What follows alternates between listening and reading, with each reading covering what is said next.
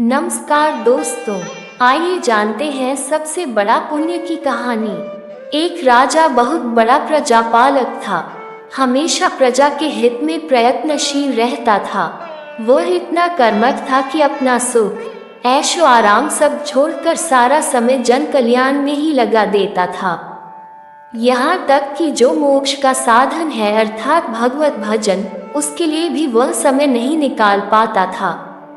एक सुबह राजा वन की तरफ भ्रमण करने के लिए जा रहा था कि उसे एक देव के दर्शन हुए। राजा ने देव को प्रणाम करते हुए उनका अभिनंदन किया और देव के हाथों में एक लंबी चौड़ी पुस्तक देखकर उनसे पूछा, महाराज, आपके हाथ में यह क्या है? देव बोले, राजन, ये हमारा बही खाता है जिसमें सभी भजन करने वालों के नाम हैं।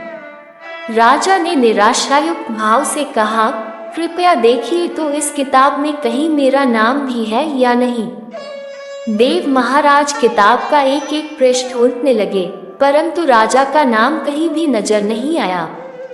राजा ने देव को चिंतित देखकर कहा, महाराज, आप चिंतित ना हो, आपके ढूंढने में कोई भी कमी नहीं है। वास्तव में ये मेरा दुर्भाग्य है कि मैं भजन कीर्तन के लिए समय नहीं निकाल पाता और इसीलिए मेरा नाम यहाँ नहीं है। उस दिन राजा के मन में आत्मग्लानि सी उत्पन्न हुई, लेकिन इसके बावजूद उन्होंने इसे नजरअंदाज कर दिया और पुनः परोपकार की भावना लिए दूसरों की सेवा करने में लग गए।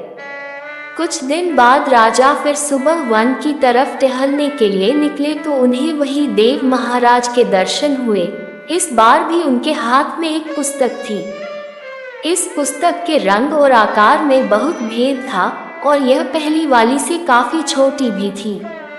राजा ने फिर उन्हें प्रणाम करते हुए पूछा, महाराज, आज कौन सा बही खाता आपने हाथों में लिया हुआ है?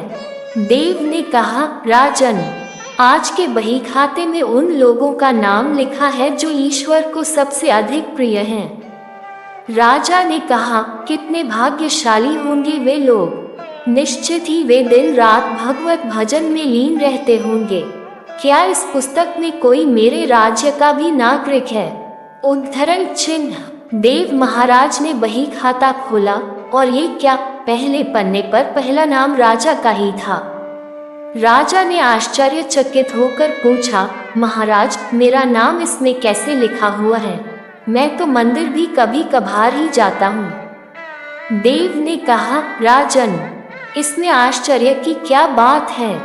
जो लोग निष्काम होकर संसार की सेवा करते हैं, जो लोग संसार के उपकार में अपना जीवन अर्पण करते हैं, जो लोग मुक्ति का लोभ भी त्याग कर प्रभु के निर्बल संतानों की सेवा सहायता में अपना योगदान देते हैं, उन त्यागी महापुरुषों का भजन स्वयं ईश्वर करता है।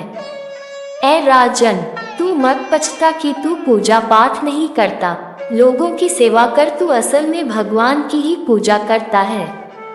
परोपकार और निस्वार्थ लोक सेवा किसी भी उपासना से बढ़कर है। देव ने वेदों का उदाहरण देते हुए कहा, कुर्वन्नेवे कर्माणि जिजीविषेच्छ समाह्यवान्त्वाप्नान्यतो अस्ति व कर्म लिप्यते नरे। अर्थात कर्म करते हुए 100 वर्ष जीने की इच्छा करो तो कर्म बंधन में लिप्त हो जाओगे। राजन, भगवान दीन दयालु हैं, उन्हें खुशामद नहीं भाती बल्कि आचरण भाता है।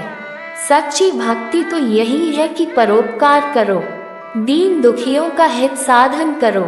अनाथ, विधवा, किसान व निर्धन आज अत्याचारियों से सताए जाते हैं, इनकी यथाशक्ति सहायता और सेवा करो और यही परम भक्ति है।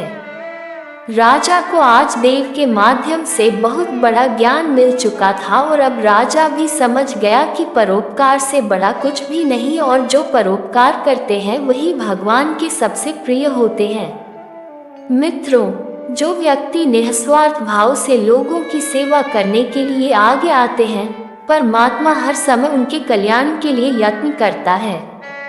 हमारे पूर्वजों ने कहा भी है, परोपकाराय पुण्याय भवति, अर्थात दूसरों के लिए जीना, दूसरों की सेवा को ही पूजा समझकर कर्म करना, परोपकार के लिए अपने जीवन को सार्थक बनाना ही सबसे बड़ा पुण्य है।